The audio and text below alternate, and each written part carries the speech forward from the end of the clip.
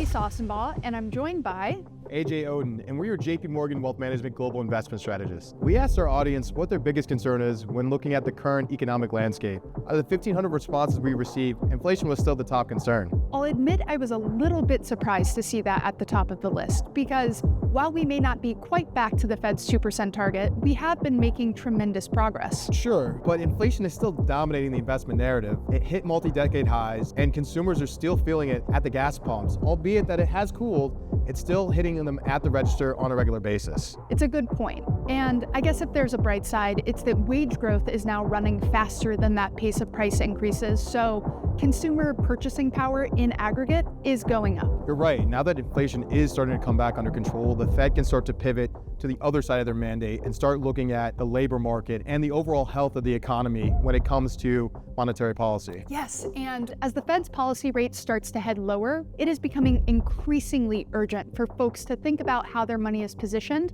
and whether they need to make any adjustments in their portfolio. To that point, I think the big one relates to excess cash positions as well as short duration, and they consider locking in longer elevated yields. Right, and one way to do that is by moving out of that excess cash and into something longer dated like core bonds. It's a lot to think about, and a theme that we cover quite frequently in the thought leadership content that we publish.